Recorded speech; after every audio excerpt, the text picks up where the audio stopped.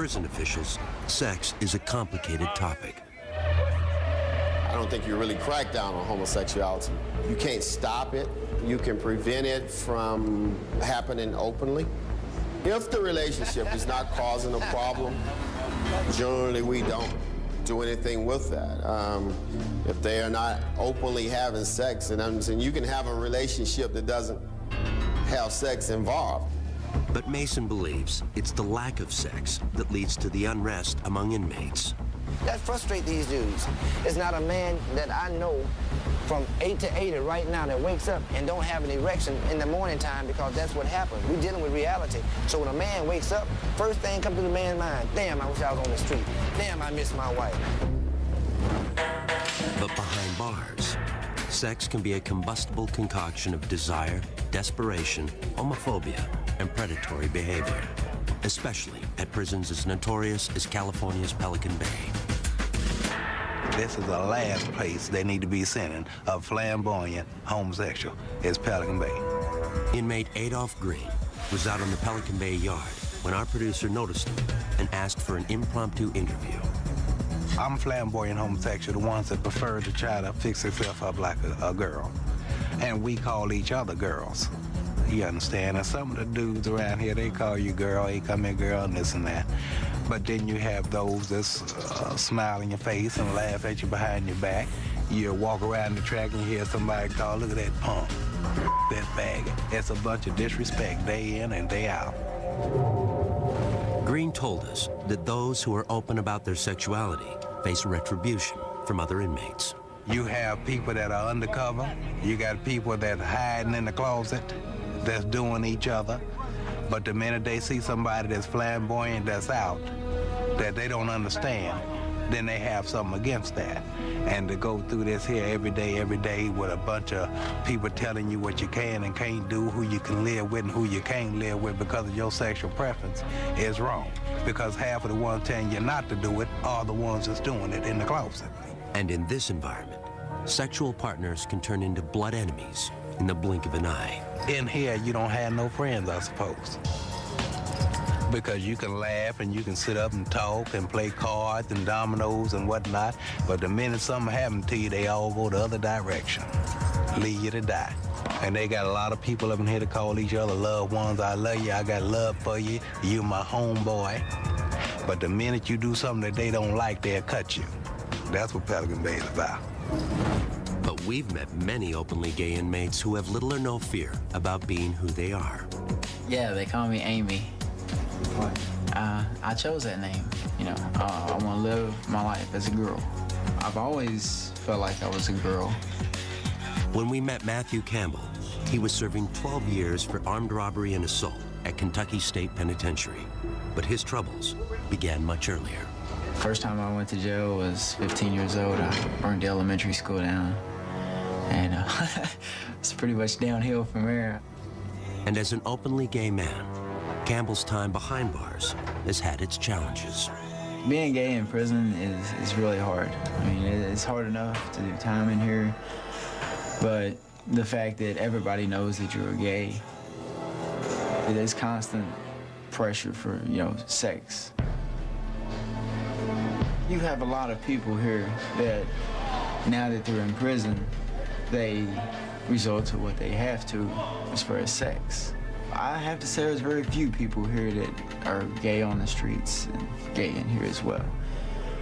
There's a lot of people that say they don't mess around, but then when they get you by themselves, it's like, hey man, what's up? One of the things that struck me about Matthew was how comfortable he was in his own skin. I mean, here's an openly gay inmate in a southern prison, and he didn't have any problems with it. But when we went out to the yard to try and get some B-roll of Matthew playing backgammon, it became clear that a lot of the other inmates did have a problem with him being openly gay. Come on, shorty. Some people just were avoiding him, and he was actually calling out to them. Are you scared? And it wasn't until the cameras went away and we backed off a little bit that people were willing to come up and get involved in the game with him. In spite of the hardships, Campbell told our producer that prison has played an essential role in his life. If I hadn't came to prison, I would have probably ended up dead. Now my family knows I'm gay. You know, I told all them when I came here. So, you know, they all know what to expect from me now. And then, you know, it's like I told them, it's going to be a different person. But before Campbell can prosper on the outside, he'll have to learn how to deal with perhaps his greatest temptation. And it has nothing to do with his sexuality. I'm fascinated with guns. You know, I find guns fascinating. And, you know, I get a gun in my hand, it's like, you know, it's trouble.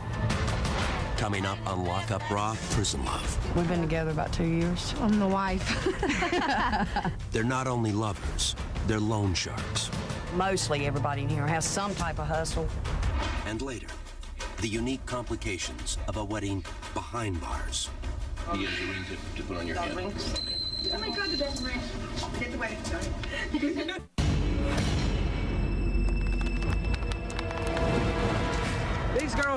These girls right here is my homies. And damn right. Some of us been together here 4 years, some of us been together 5 years, some of us been together a long time on relationship, you see what I'm saying?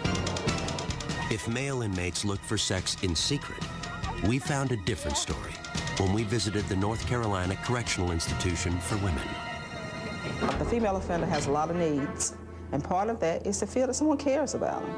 And that has a lot to do with them bonding. Because a lot of women have been abused, when the first sign that they see somebody they think they care about them, they run to it. They don't take time to see if that person's really good for them or not. As a result, the prison places strict limits on intimate relationships. Ladies, y'all put some space in between y'all. It is a rule violation for inmates to have sex in prison. When we see it, then they are punished because of that. We can't have it. But we met one group of inmates willing to share their secrets for skirting the rules. They were led by Don Braswell, known around here as Heavy D. You mostly have 10-4s in here. Yeah, you very somebody that you can. 10-4s is like another inmate. Like I say, Chelsea, man, 10-4 for me and my girlfriend, man, while I go in here. You know what I'm saying? I'm gonna fall out and have a seizure before. So she's gonna fall out and have a seizure. It's just easy to get them to 10-4 for them, where you can give them maybe 2 or 3 cigarettes or a pack of coffee, stand there and watch. And some police knows what you're doing, so they don't care. That's why I tell you, the police, you got some police that's down with inmates and some police that's against inmates. While some inmates sneak away for quick sex, others, like Kathy Phillips and Devin Gann, seek long-term relationships. We have a good relationship. We've been together about 2 years. And for a relationship in here, it's good. Known couples aren't usually housed together, but we manage to connect sometimes. Yeah, there's a way around everything. When we met them, Kathy was 42 years old and serving 14 to 17 years as a habitual felon, with multiple counts of forgery, larceny, and resisting officers. Devin was 25 years old and serving 9 to 12 years for second-degree murder. There was a man that I lived with, he was a drug dealer. It was a robbery gone bad, and he got killed, and I left the crime scene with the guy who killed him because it was a bad situation. But in prison, the two women seem to have discovered a comfort zone. You get in here and you don't have anybody, you don't have anything, so you just sort of cling to somebody. And women are more affectionate or whatever anyway, so it looks like normal couples on the streets, but it's all women. Some look like boys. So yeah, they shave their head and they walk around like a little boy. Yeah, they even hold themselves like there's something down there. But any relationship in prison involves towing the line. A new couple, it's like the staff sort of zone in on them, give them a hard time, but then after a while, it's like, you know, they just get used to seeing you as a couple and they sort of ease off. I mean, you can't, you know, kiss in front of them or do a sex act in front of them, but they're not on you for every little thing. I respect the staff, they got their job to do, so I don't cross that line.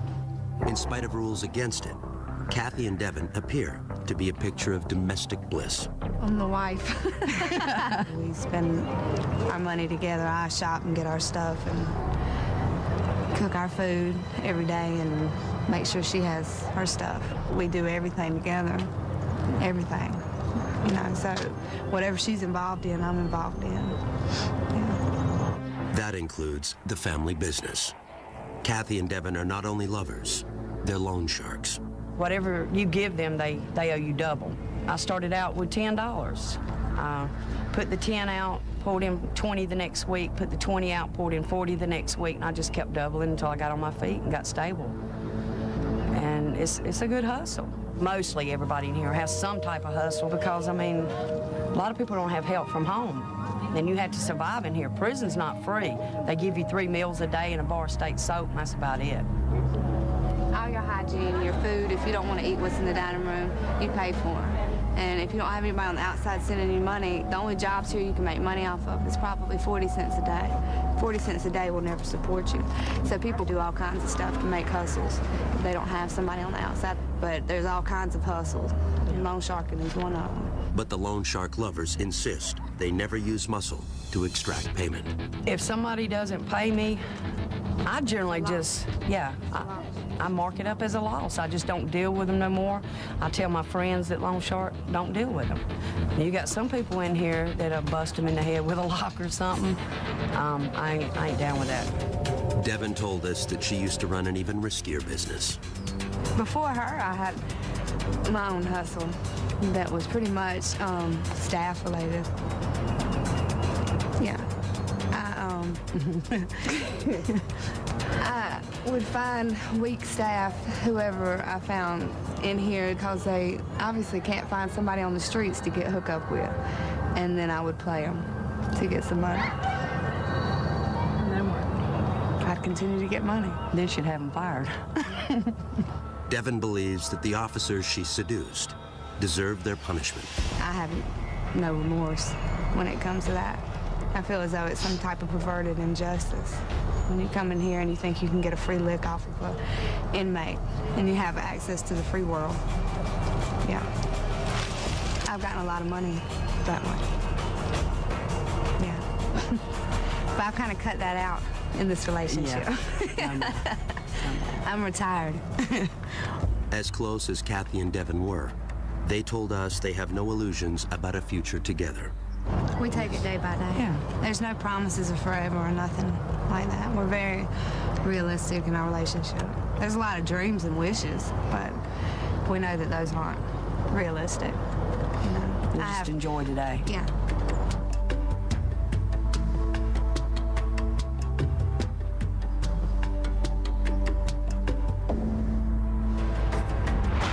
Next on Lock Up Raw, Prison Love. I, Raul, take thee, Leticia. I, Raul, take thee, Leticia. Exchanging vows when the groom is locked up. And later, when visitation includes sex, emotions run high. We're gonna go ahead and let you take one of these ones. I need both of those. You can't tell me that I can't use my personal hygiene for my body. I need both of those. Raul and Leticia. Today is a very special day for both of you, because today marks the beginning of your new lives together as one. Under the best of circumstances, marriage can be challenging, even more so when it begins behind the walls of one of the nation's most dangerous maximum security prisons. Yeah, I can't even touch her or nothing, so you can't even consummate the marriage. The groom, Raul Vidal, has been in California's Pelican Bay State Prison since age 18. I was involved in gang, in the street gang, you know, drugs, violence, all that. We got a little shootout. There were 6 guys in the car they said I shot at. They were hit and all that, so they gave me 6 life terms for that. Because of his gang affiliation, Vidal is assigned to the secured housing unit, where contact visits are not permitted. Right now, here together, you stand free and apart from all other people in this world, because right now you stand within that charmed circle of your love together. Vidal and his bride, Leticia Jaime, were childhood friends and had reconnected 5 years earlier. Though it's unlikely Vidal will ever be free, Leticia agreed to marry him anyway. Her son, Ruben, stood in as best man. He has a ring to put on your hand. Okay. Oh my God, the dog ring. Get the wedding ring. She seen me, the person inside, that I'm a human being. She opened up her house, her heart. She gave me her family. I, Raul, take thee, Leticia. I, Raul, take thee, Leticia. To be my wedded wife. To be my wedded wife. To have and to hold from this day forward. To have and to hold to this day forward. I'm the black sheep of my family. I'm the only one that ever been to prison. I, Leticia, take the Raul To be my wedded husband. to be my wedded husband, To have and to hold from this day forward. to have and to hold for this day forward. I just been thinking about the sacrifice she made, you know, how much she loves me to do something like that. As you take this ring and place it on her hand, Raul, will you repeat after me? I give you this ring. I give you this ring. As a symbol and commitment in marriage. She knows that the possibility of getting out are slim to none. And she accepted that. This is the first day of the rest of your lives together. And we would all hope that tomorrow would be even happier. You may kiss your lovely bride. Though there will be no reception or first dance for this couple, the odds aren't totally against them. According to one study, unions in which one partner is incarcerated are less likely to end in divorce than a conventional marriage. But it gives me the hope, it gives me to feel love. Well, she's just a friend, I'm a friend, and you know, we just got married, so to show love for each other.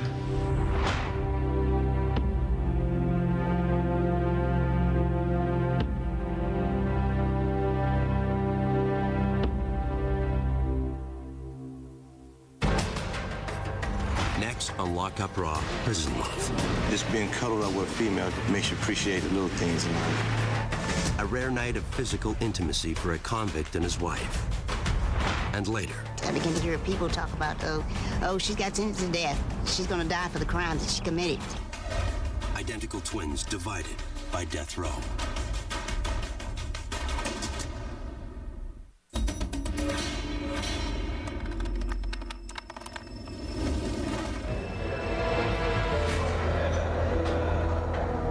Prison inmates don't have a lot to look forward to, so visitations are a big deal. For some of these inmates, you know, they haven't seen a child or a wife or a parent in years, so it's a very dramatic time when they come to visit them. And in lockup, these visitations have provided some of the most compelling moments in the series. And few visitations provide as much drama as conjugal visits, when an inmate is allowed an overnight stay with his spouse. It makes you appreciate the little things in life. When we met Ron Golden at California's Kern Valley State Prison, he was serving a 22-year sentence for armed robbery and assaults on correctional staff. He claimed that his recent marriage to a childhood friend helped turn him around. Before I was married, I was always in a lot of fist fights and riots or whatever, in and out of hole. Golden's improved behavior earned him the right to a 46-hour conjugal visit with his wife in one of the prison's family cottages. But before the visit begins, Hope Golden must pass through security. Do you have your ID? It's in here. Right. Can you get it for me? It's inside in the envelope. Can you get it from me? Okay. When Ron's wife, Hope, showed up, we thought we'd just get shots of her being processed, coming through the metal detector, opening her bag, getting shots of her and the CO there going through her things. Then it turned into a bit of a scene.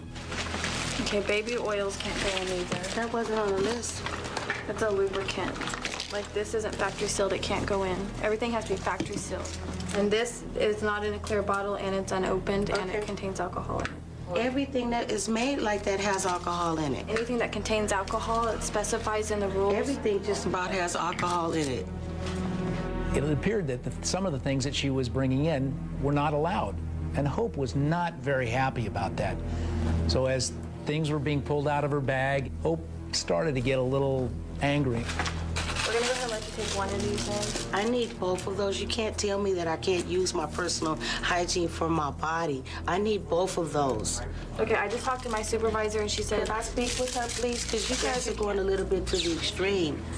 Okay, I'm just letting you know the department's policy. And I'm asking you for some advice. You're asking me to come in here without any type of lotion or oil for my skin. I'm a woman. You guys are really going to the extreme right now. No, ma'am. No products with alcohol are allowed. You need to abide by our policies, ma'am.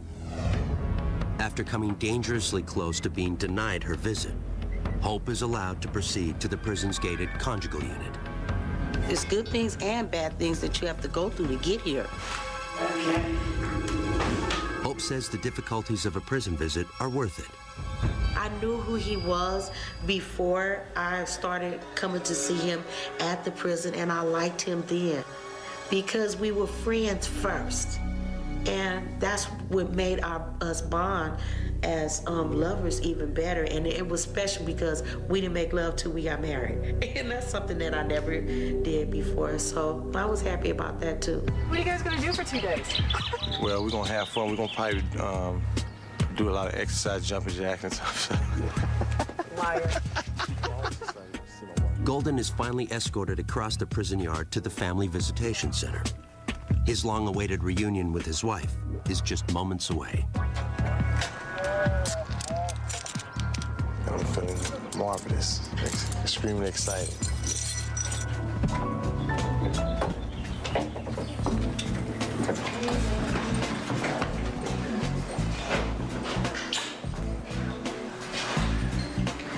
You nervous? Mm-hmm. I know, we ain't used to this. You know, sometimes when a camera is in the room, people are not going to act naturally. And Ron and Hope both knew that we would be there for the beginning of the conjugal visit, certainly not during any part of the conjugal visit. Oh, the crew was real nice, very pleasant. But as I stood to the back of the room to get kind of a wide shot, I could hear them talking, saying, "Is he gone yet? Is he gone yet?" They just wanted me out. But visitation is also bittersweet. Our crew saw how much so at Indiana State Prison when the family of inmate Jerry Bonds arrived for their first visit in months. To be honest, I grew up with a two-parent, middle-class home. You know, my brother and, you know, my older brother, and they all graduated from college. You know, I just happened to just go down the wrong road with selling drugs and ripping around in the streets. Bonds is serving 85 years for robbing a liquor store and killing the owner. I had two daughters at the time, and my girlfriend at the time, she was pregnant with my son, so she was too much pregnant when I got locked up. That child, Bonds' son Eddie, was 8 when we shot at Indiana. Even though he had never lived with his father, Eddie was missing him nonetheless. He actually shot a person, and he didn't mean to, but when I see him again, I'm like,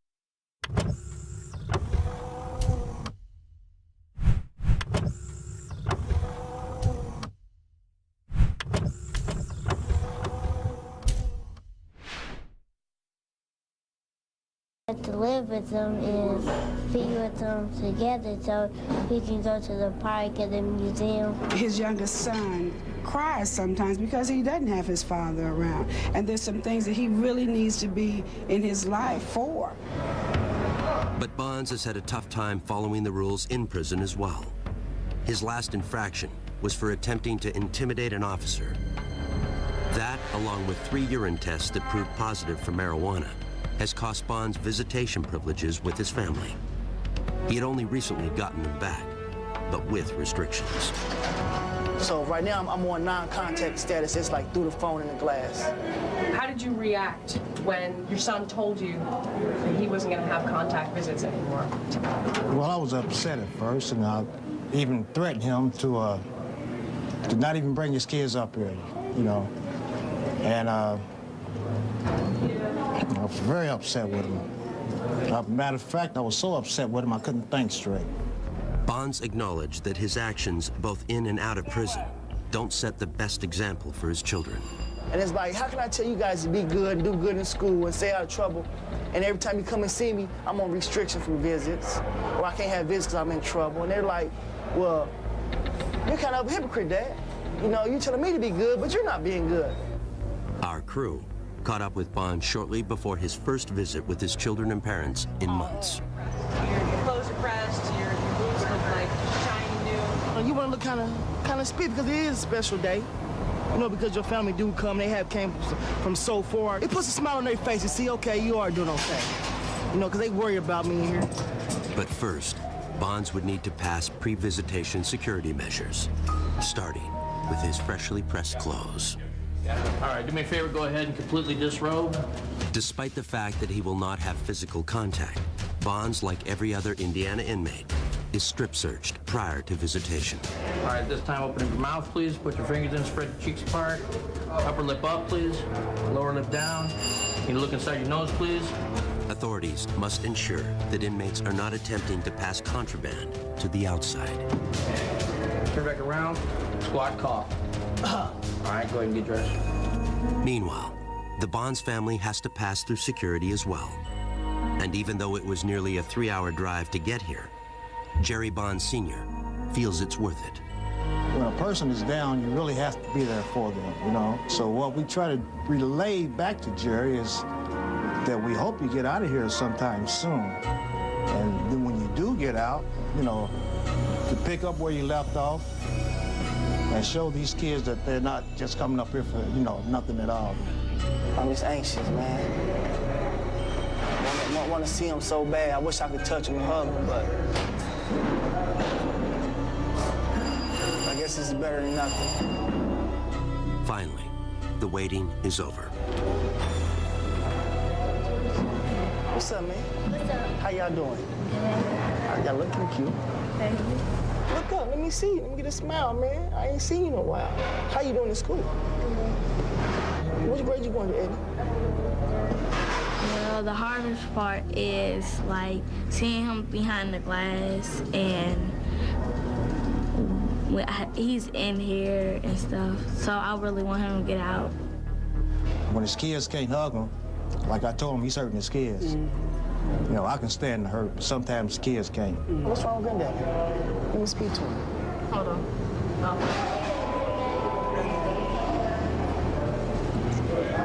What's going on, man? Hey, what's happening, Dad? How you doing? Staying strong? Yes, sir. Yes, sir. Hey, thanks for bringing him up for me, Dad, man. Well, I want to let him know that we love him no matter what, but make it easier on us when we come up here. We're in here with you. Don't make it to where we are locked up, being locked up. You know what I'm saying? Hey, I ever told you I loved you guys? Ever told you I loved you? I love you guys. And I'm sorry, okay? Would you guys forgive me? Limited to only 30 minutes, the visit hardly seems to have begun when it's time to leave. I love you. Y'all be good. Bye-bye. All right, stay strong. Yes, sir. I'm praying, hoping that this is the last time they had to come up here like this and see me behind the glass, because it's not a good feeling. Not a good feeling. I just feel about when I don't see him anymore, I get sad, and when I see him, I get happy. I want him to be here, and then I don't want him to be here. I want him to like learn his lesson while he's here, so that when he comes home, he knows right from wrong and know what to do and know what not to do. As a mother, I'd like to just touch him and are you okay? I want to give him a hug. And I haven't been able to do that, but I know one day I will. Coming up on Lockup Raw, Prison Love. I love him to death. I'd do anything for Brad, anything, short of killing somebody again. The family bonds that lead to murder, and later. One of the first things that I noticed was something that I never thought that I'd seen in a million years on a prison yard. And that's all of the cats. When inmates adopt. Especially when they're little babies and you can raise them up, pet them, you feed them, you watch them grow, and that's your cat.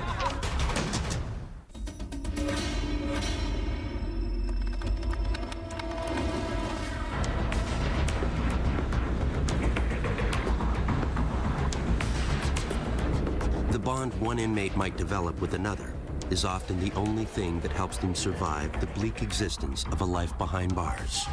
In some cases, those bonds have existed their entire lives. Over the years, lockup crews have discovered a surprising number of family members serving time together. But few have ever had to face the difficult circumstances that confronted Yvette and Doris Gay.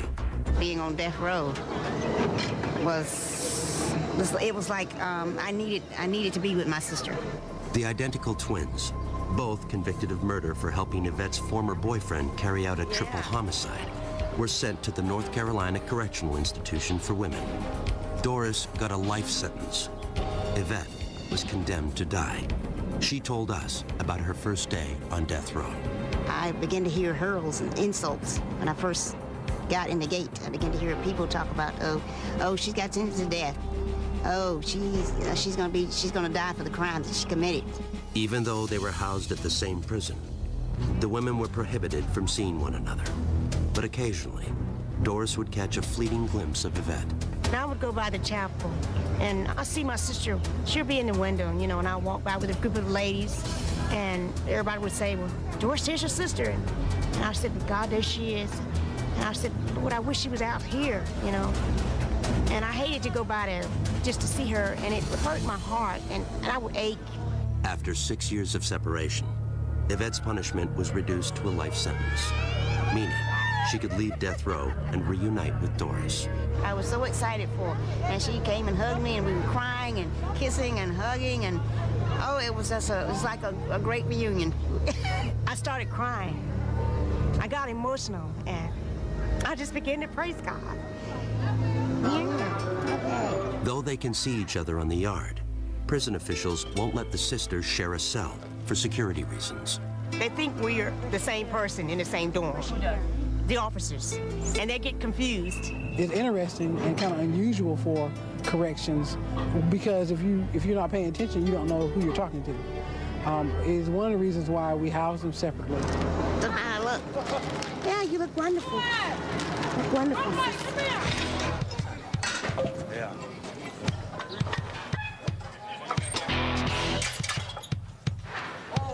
That's my only brother.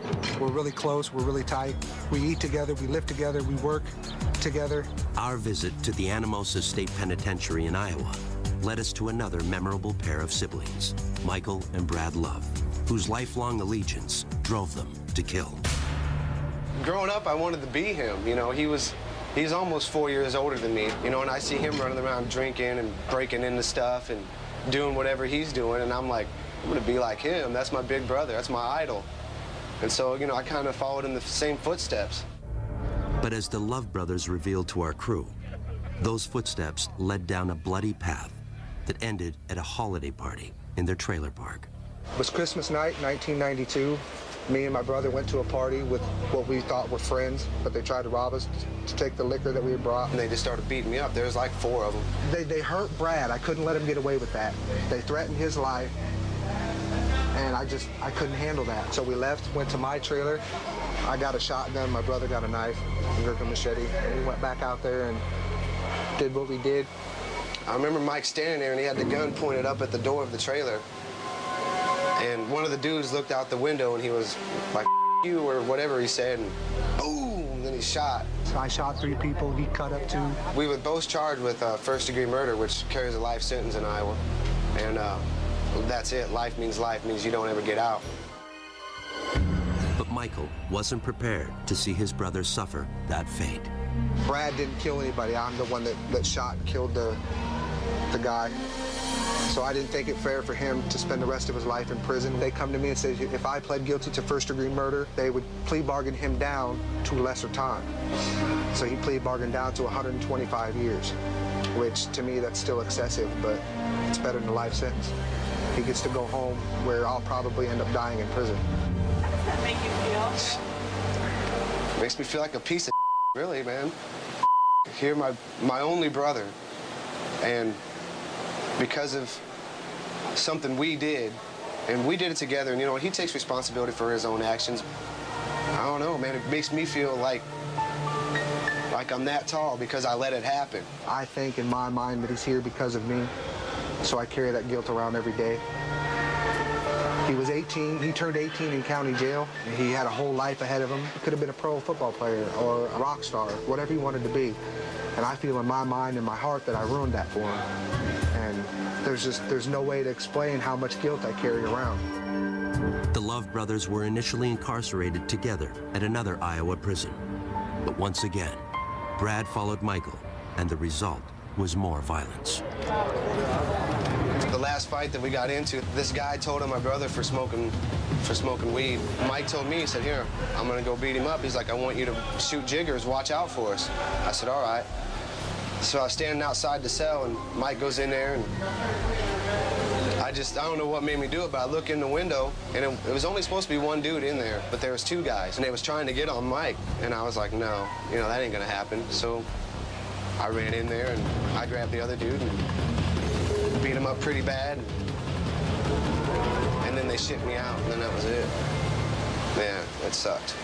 Brad was transferred to Anamosa, only to find a long-lost relative was already doing his own time there. My father was in here messing with kids, and, I ain't cool with that. And he tried talking to me, but I told him, I said, dude, I just can't, I ain't got no respect for you for what you did. I hate that.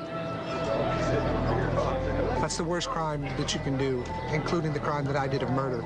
I think that's worse. In 2003, their father died of a heart attack while still incarcerated. When their mother became ill, authorities approved Michael's request to be moved closer to her home, which reunited the brothers at Anamosa. It's just excited to see him again, man. It was, it's my brother. Can't ask for a better to hang out with. The Love brothers may have found their place, but as we learned, their bond has yet to face its ultimate test. I'll never see him again. Once he gets out of prison, that's it. I'll never be able to visit my brother again because of Iowa law. Anybody on paper or parole can never visit anybody while they're incarcerated. Yvette and Doris Gay know all about that. Since our visit to the North Carolina Correctional Institution for Women, Doris has been paroled. The soonest she will be allowed to visit Yvette is in 2012, when her probation expires. Brad and Michael Love have more time. Brad is currently eligible, but has not yet made parole. So we're going to spend as many years together here as we can. I love him to death. I'd do anything for Brad, anything, short of killing somebody again. Coming up on Lock Up Raw, Prison Love. These cats is their kids. And you mess with one of the cats, these cats is their family. That's all they've got. The special bond between prisoner and pet. It's like anything, treat with love and respect, it'll treat you with love and respect back.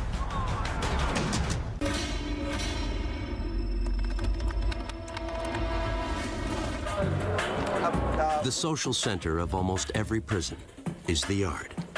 It's the rare space where inmates socialize, exercise, and occasionally fight to the death. But lockup crews have found that on some yards, even at dangerous maximum security institutions, inmates have found something to fill their hearts with love and nurturing, just not for each other. This is Bane. This is my buddy cousin's cat. Nobody's family home cat I could see could be happier than these cats in here. One of the first things that I noticed when walking out of the yard in Kentucky was something that I never thought that I'd seen in a million years on a prison yard. And that's all of the cats. They were all over the place. Nobody remembers exactly when dozens of stray cats began to adopt Kentucky State Prison as their home. And as our crew discovered, the inmates were more than happy to adopt the cats as pets. Especially when they're little babies and you can raise them up, pet them, you feed them, you watch them grow, and that's your cat. They're like a kid. It was really amazing to see all of these felons, the guys that were in the state's maximum security penitentiary, with cats climbing all over them. They had them up on their shoulders, they were petting them constantly, and it was really interesting how the inmates had developed very, very nurturing relationships with these cats. We've got all kinds of cats, and you've got these guys here that these cats is their kids. And you mess with one of the cats, it's just like messing with my kids at home. These cats is their family. That's all they've got. And like any proud parent, the inmates shared photos of their favorite felines. We cat lovers up here. Now here comes one. This is a monster right here. People had specific cats, and if you didn't want anything to happen to that cat, the last thing you were going to do is commit an act of violence that would send you to segregation where you couldn't care for it anymore. So in this funny little way, the cats contributed to a lower level of violence on that yard. The vet comes once a month. You can buy dry food and medicine and toys and stuff like that. So guys work hard at their jobs to earn their money, and they'll spend it on. And sometimes their bet deals 60, 70, 80 bucks, takes everything they've got. Come on. Just give me some room.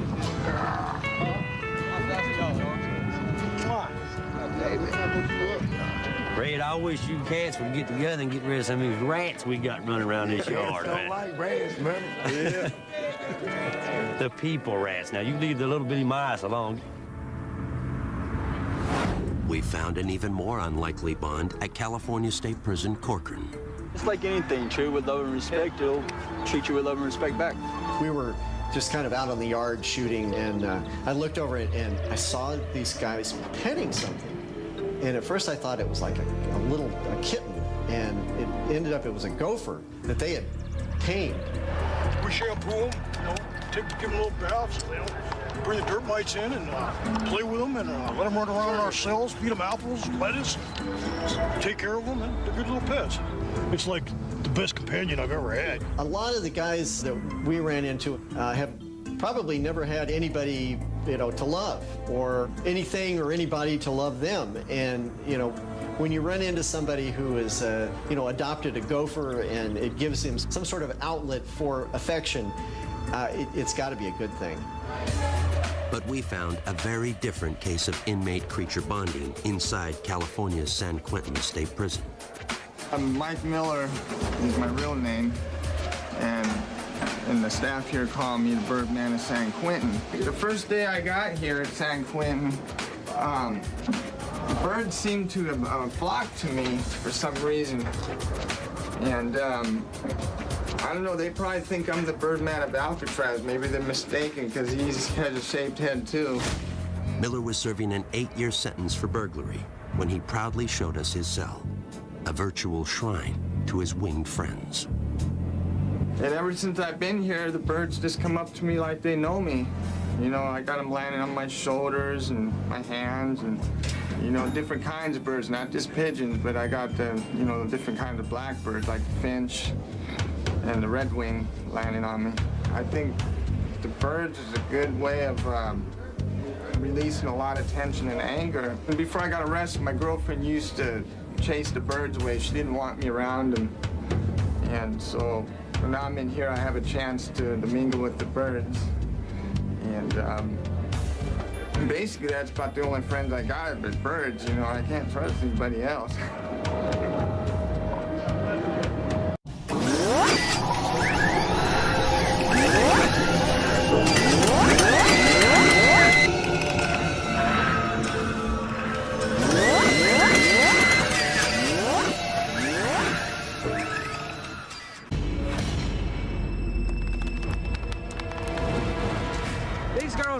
These girls right here is my homies. And damn right. Some of them's been together here 4 years, some of them's been together 5 years, some of them's been together a long time on relationship. You see what I'm saying?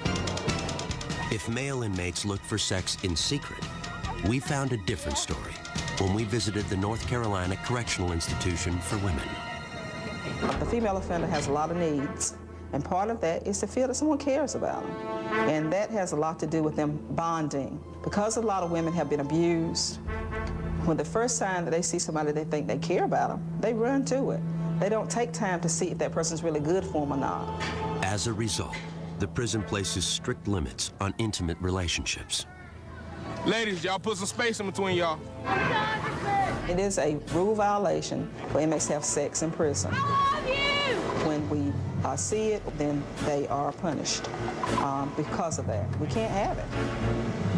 But we met one group of inmates willing to share their secrets for skirting the rules. They were led by Don Braswell, known around here as Heavy D. You mostly have 10-4s in here. Yeah, you very somebody that you can. 10-4s is like another inmate. Like I say, Chelsea, man, 10-4 for me and my girlfriend, man, while I go in here. You know what I'm saying? I'm gonna fall out and have a seizure before. So she's gonna fall out and have a seizure. It's just easy to get them to 10-4 for them, where you can give them maybe 2 or 3 cigarettes or a pack of coffee, stand there. That's what Pelican Bay is about. But we've met many openly gay inmates who have little or no fear about being who they are. Yeah, they call me Amy. I chose that name. I want to live my life as a girl. I've always felt like I was a girl. When we met Matthew Campbell, he was serving 12 years for armed robbery and assault at Kentucky State Penitentiary. But his troubles began much earlier. First time I went to jail was 15 years old. I burned the elementary school down. And it's pretty much downhill from there. And as an openly gay man, Campbell's time behind bars has had its challenges. Being gay in prison is really hard. I mean, it's hard enough to do time in here, but the fact that everybody knows that you're gay, there's constant pressure for, you know, sex. You have a lot of people here that, now that they're in prison, they resort to what they have to as far as sex. I have to say there's very few people here that are gay on the streets and gay in here as well. There's a lot of people that say they don't mess around, but then when they get you by themselves, it's like, hey man, what's up? One of the things that struck me about Matthew was how comfortable he was in his own skin. I mean, here's an openly gay inmate in a southern prison, and he didn't have any problems with it. But when we went out,